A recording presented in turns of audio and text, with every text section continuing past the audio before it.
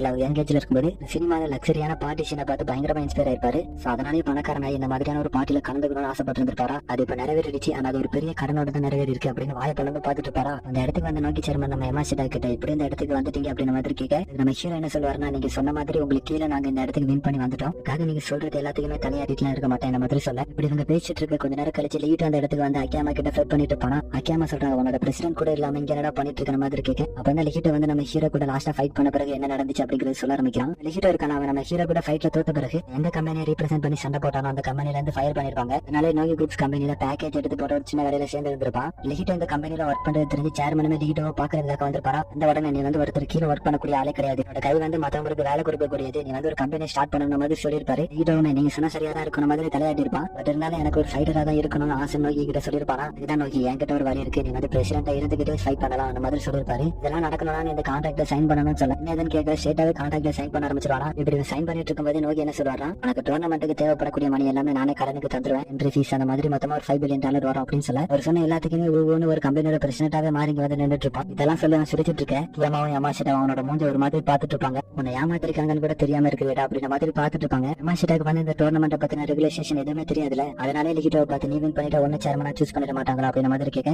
கியமா பொறுமையா எக்ஸ்பிளைன் பண்ண ஆரம்பிக்கிறாங்க. ரெண்டு பேருமே கான்ட்ராக்ட்ல சைன் பண்ணிருக்கீங்க. அந்த கான்ட்ராக்ட்ல ஒரு பாயிண்ட் இருக்கு, அது என்னன்னா நீங்க வின் பண்ணீங்கன்னா நோக்கி தான் அடுத்த சேர்மன் ஆகணும் அப்படின்னு அவருக்கு ஓட் பண்ணணும்னு சொல்ல இப்படி ஒரு பாயிண்ட் இருக்கு. லிஹிட்டோக்கு ஆல்ரெடி தெரிஞ்சிருக்காங்க, யமாஷிட்டாக்கு தான் தெரியல. இது வந்து யமாஷிட்டாக்கு ஷாக்கா தெரியல. அவர் என்ன யோசிக்கிறாருன்னா, இப்போதைக்கு நம்ம சேர்மன் மட்டுமே இந்த மாதிரியான பிளானோட வந்திருக்க மாட்டாரு, இப்ப மத்த கம்பெனியோட சேர்மனும் இதே மாதிரி தான் வந்திருக்கணும் அக்கியமாவை பார்த்து கேட்க கண்டிப்பா அவங்களோட பொசிஷனை செக்யூர் பண்ணணும்னு சொல்லும்போது அவங்களும் இந்த மாதிரியான ஒரு பிளானோட வந்திருப்பாங்கன்னு சொல்ல இவங்களோட டாக்கிங் முடிஞ்சு யமாஷிட்டா வந்து ஒரு மாதிரி எக்ஸாஸ்டா நடந்து வந்துட்டு இருப்பாரா. ஒரு டயரோட அந்த ஷிப்போட லாபில நடந்து போயிட்டு இருப்பாரு. அந்த லாபில இருந்து நிறைய பேர் கூட்டமா இருந்து ஏதோ பண்ணிட்டு இருக்கிறத பாக்குறாரு. இவருக்குமே ஆர்வமா இருக்குது என்னதான் நடக்குதுன்னு பார்க்கும்போது இந்த போட்டியில கலந்தக்கூடிய ஃபைட்டர்ஸ் சேர்மன் எல்லாருமே சும்மா ஃபன்னுக்கு செஸ் விளையாடிட்டு இருப்பாங்களா. யமாஷிட்டா பெரிய பெரிய ஃபைட்டர்ஸ் எல்லாம் வந்திருக்காங்க அப்படிங்கறத பார்த்துட்டு திரும்பும்போது என்ன கேந்திரக்காரன் அவர் யமாஷிட்டாக்கு முன்னாடி வந்து நிற்பாரு. யமாஷிட்டா நீ வந்து செஸ்ல ஒரு பெரிய பிளேயர் தானே, நான் ஒருத்தர நிறைய தடவை தோக்கடிக்க ட்ரை பண்ண, அவனை ஒரு தடவை கூட என்னால தோக்கடிக்க முடியல, ஜாப்பனீஸ் செஸ் நல்லா விளையாடுவேன், எனக்காக நீ அவனை தோக்கடிக்கணும் இங்க வா அப்படின்ற மாதிரி சொல்ல அங்க போய் பார்த்து ஆல்ரெடி ஒருத்தன் தோத்து போய் கத்திட்டு இருப்பான். மேட்ச் போட 10,000 வின் பண்ண 1 லேக் என்ன அப்படின்ற மாதிரி அவங்க சொல்லிட்டு இருக்க. யமாஷிட்டாக்கு வந்து ஒண்ணுமே புரியல, செஸ் எல்லாம் கேம்பிள் பண்ணி விளையாடுங்கடா அப்படின்ற மாதிரி யோசிச்சுட்டு இருப்பாரு. எனக்கு என்ன சொல்லுவாருன்னா, நான் தான் அவனுக்கு கிட்டு வந்து அவனோட ஃப்ரெண்டு தான், அவனை என்னால தோக்கடிக்க முடியலப்பா, நீ தான் அவனை தோக்கடிக்கணும்னு சொல்ல யமாஷிட்டா வந்து வெளியாட்கள் இங்க கூட்டு வரலாமா அப்படின்ற மாதிரி கேட்க நேற்று தான் நான் மீட் பண்ணேன், செஸ் விளையாடிக்கிட்டே நாங்க ஃப்ரெண்ட் ஆயிட்டோம் அப்படின்ற மாதிரி சொல்ல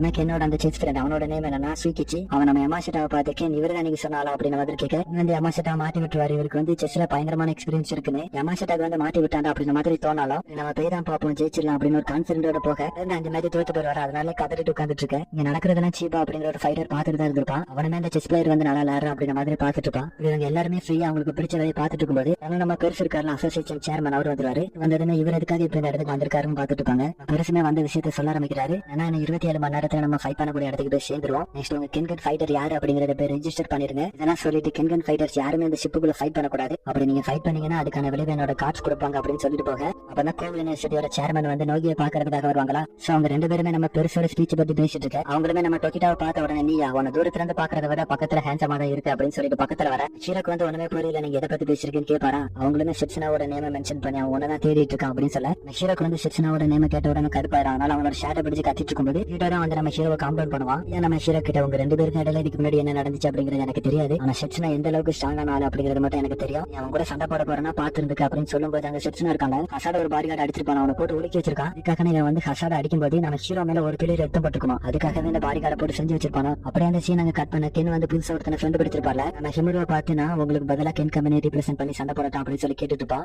கென்னுக்கு வந்து ஒண்ணுமே புரியல, அது எப்படி ஊடையில வந்து 5 days சேஞ்ச் பண்ண முடியும் அப்படின்னு கேட்பாரா. அப்பதான் அவன் நம்ம பெருசு சொன்ன ரூல்ஸ்ல இருக்கக்கூடிய லூப் ஹோல் எல்லாத்தையும் ஒவ்வொன்றா கண்டுபிடிச்சு சொல்ல ஆரம்பிக்கிறான். நம்ம அந்த டெஸ்டினேஷன் அடையிறதுக்கு இன்னுமே 27 மணி நேரம் இருக்குது, வரைக்கும் உங்களுக்கு டைம் இருக்கு, நீங்க யார் வேணாலும் உங்களோட ஃபைட்டரா சூஸ் பண்ணிக்கலாம். அவர் வந்து கென்கன் ஃபைட்டர்ஸ் மட்டும் தான் ஃபைட் பண்ணக்கூடாதுன்னு சொன்னாரே தவிர என்ன பேரை ரெஜிஸ்டர் பண்ணாத யாருமே ஃபைட் பண்ணக்கூடாதுன்னு அவர் சொல்லவே இல்லை. உங்களுக்கு டவுட் இருந்தா நீங்க பின்னாடி இருக்கக்கூடிய கார்ட்ஸை கூட செக் பண்ணலாம். உங்க அப்பமே இருந்து ஃபைட் பண்ண ட்ரை பண்ணிட்டு இருக்கேன், அந்த கார்ட்ஸ் வந்து ஒரு மூவ் கூட மேக் பண்ணவே இல்லை. இதுல இருந்தே உங்களுக்கு புரியலையானு ரூல்ஸ்ல இருக்கக்கூடிய லூப் ஹோல் எல்லாத்தையும் கண்டுபிடிச்சு சொல்ல இவர் வந்து இது எல்லாத்தையுமே கேட்டுட்டு ஃபைட் பண்ணலான்னு போகும்போது கென் கேட்காரு இப்பெல்லாம் ஃபைட் பண்ண வேணான்னு. நம்ம ஹிமுருவை பார்த்து ரெண்டு பேருக்கு இடையில நடக்கக்கூடிய சண்டையில யார் வின் பண்றாங்களோ அவங்க கென்னை ரீப்ரசென்ட் பண்ணி சண்டை போடுவாங்க அப்படின்னு சொல்ல ஹிமுரு அவனோட ஃபேஸ்ல ஒரு பஞ்ச் பண்ணிட்டு என்னோட அட்டாக்ல இருந்து ஒரு நிமிஷம் தாக்கு பிடிச்சாலே போதும், நீ அவரோட ஃபைட்டரா இருந்திருக்கலாம் சண்டை போட தயாராயிட்டு இருக்கும்போது இவனுமே அவனோட அட்டாக் வந்து எப்படி வருதுன்னு அனலைஸ் பண்ண முயற்சி பண்ணிட்டு இருக்கு. ஹிமுரு வந்து அவனோட பஞ்சு கிக் லேண்ட் பண்ண ஆரம்பிச்சிருவான். அடி வாங்கினதுல அவன் ஃபர்ஸ்ட் அனலைஸ் பண்ணது என்னதான் இருக்கணும், ஹிமுரு வந்து ஒரு லெஃப்ட் ஹேண்டட் பர்சனா தான் இருப்பான் நினைச்சிருப்பான், அதை வந்து இல்ல அப்படிங்கறது கன்ஃபார்ம் பண்றான். நம்ம ஹிமுரு யூஸ் பண்ணக்கூடிய மார்ஷல் ஆர்ட் ஸ்டைலுமே கண்டுபிடிச்சு சொல்லும்போது ஹிமுருக்கு வந்து தோணும் என்ன மாதிரி ஸ்டைல் யூஸ் பண்றேன் அப்படிங்கறது என்னோட பொசிஷனை வச்சு கண்டுபிடிச்சிட்டான். அதனால ஹிமுரு வந்து கொஞ்சம் கேர்ஃபுல்லா சண்டை போட்டுட்டு இருப்பான். ஆனா எவ்வளவு நேரம் நீ தடுத்துக்கிட்டே இருக்க போறேன்னு பயங்கரமா பஞ்ச் பண்ண ஆரம்பிப்பாரா. கென்னுக்கு வந்து தோண ஆரம்பிச்ச ஷிமர் இப்படியே ஃபைட் பண்ணிட்டு இருந்தா கண்டிப்பா அவனை கொண்டுருவான்னு யோசிச்சுட்டு இருக்கேன். அந்த ஷிமர் வந்து ஒரு ஸ்பின்னிங்கை கொடுத்துட்டு செவத்தோட சேர்த்து வச்சு ஒரு நீக்கி கொடுக்கும்போது வாடி வாங்கிட்டு திருப்பி சண்டை போடலாம்னு வருவானா.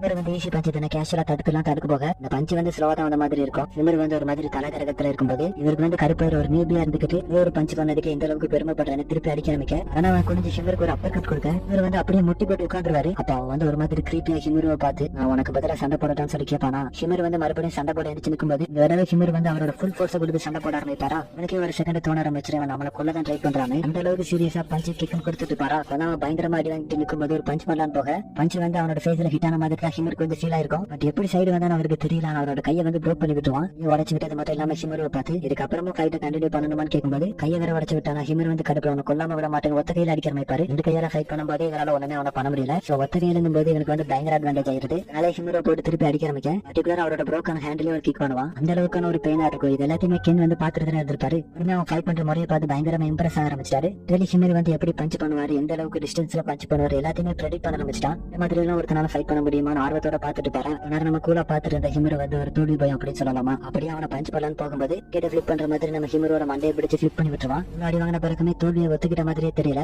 அவரோட ஃபேஸ் போட்டு நங்க மிதிக்க ஆரம்பிச்சிருவானா. கென் தான் அவன் செத்துருவான் அப்படின்னு சொல்லி ஸ்டாப் பண்ணுவாரு. இவர் வந்து கென் ஃபேமிலிக்காக பல வருஷம் சண்டை போட்டிருந்தாலும் யாருமே தெரியாத ஒருத்தர் கிட்ட தோத்துருக்கான் அப்படிங்கும் போது இவன் வந்து ஹிமரை விட பவர்ஃபுல்லான ஆளு அப்படிங்கறத புரிஞ்சுக்கிட்டு எனக்காக சண்டை போடக்கூடாது அவனை பத்தி கேட்பாரா. சோ இது வந்து நீங்க தப்பான்னு கேட்டீங்கன்னா அப்சல்யூட்லி இது வந்து தப்பு கிடையாது. நமக்கு வந்து இது ஒரு பிட்டர் மாதிரி ஃபீல் ஆகும். ஆனா இது ஒரு கம்பெனி சைடு இருந்து பாத்தீங்கன்னா உங்களுக்கு ப்ராஃபிட் தான் முக்கியம். அதுக்காக என்ன வேணாலும் பண்ணுவாங்க. கென் கம்பெனி ரீப்ரசென்ட் பண்ணி கனடா அப்படிங்கறத வந்து ஃபைட் பண்ண தயாராக. ஹீரோ வந்து இது எதுவுமே தெரியாத ஷிப்போட டெக்ல இருந்து ரெஸ்ட் எடுத்துட்டு பாரா. ஹீரோ தான் இப்ப நடந்ததை கேள்விப்பட்டு நம்ம ஹீரோ வான் பண்றதுக்காக வருவான். இப்ப வந்து கென் கம்பெனிக்காக கனடா அப்படிங்கிற ஒருத்தர் வந்து உமர்வை தோக்கடிச்சு கென் கம்பெனிக்கான ஃபைட்டரா மாறிட்டான் அப்படின்னு சொல்லி வான் பண்ணுவாரா. ஹீரோ வந்து வந்தா பாத்துக்கலாம் அப்படின்ற மாதிரியான ஒரு மூட்ல தான் இருப்பாரு. லேட்டாக்கு பிரச்சனை இல்லாம எப்படியோ தப்பிச்சிருவாங்க. நம்ம ஹீரோ தான் இந்த கேர்ஃபுல்லா இருக்கணும்னு அவர் வந்து ரொம்பவுமே ஃப்ரீயா தான் இருக்காரு. இதனாலயும் அவருக்கு அடுத்து என்ன நடக்க போகுது அப்படிங்கறது நமக்கு தெரியல. பொறுத்து வந்து பார்த்தா தான் தெரியும். அப்படியே அந்த சீனை கட் பண்ணி வக்காட்சிக்கு இவங்க ரெண்டு பேருமே காமிக்கிறாங்க. அதுலயுமே வக்காட்சிக்கு வந்து கொஞ்சம் பிரில்லியன்ட்ல எதுக்காக சேர்மன் இந்த மாதிரியான ஒரு ரூல் கொடுத்தாரு அப்படின்ற மாதிரி யோசிச்சுட்டு இருப்பான். இவங்க ரெண்டு பேருமே பார்த்து ரெண்டு பேரும் நடந்து வந்துட்டு இருப்பாங்க. அவங்க என்ன பிளானோட வந்துட்டு இருக்காங்கன்னா இவங்க ரெண்டு பேருமே அடிச்சு இவங்களோட பொசிஷன் எடுத்துக்கலாம்னு வந்துட்டு இருப்பாங்க. அந்த வக்காட்சிக்குமே இவங்க கூட சொல்லி வான் பண்ண வந்ததுல இருந்தே ரொம்ப போரா இருந்துச்சு. என்ன பண்ணு யோசிச்சுட்டு இருந்தேன் வந்துட்டானுங்க அப்படின்னு இவனுமே சண்டை போட தயாராயிட்டு இருப்பானா. நெக்ஸ்ட் இவங்க 4 பேருமே ஃபேஸ் டு ஃபேஸ் பார்த்துட்டு இருக்காங்க. அதோட இந்த எபிசோடு இந்த இடத்துல எண்ட் ஆகுது.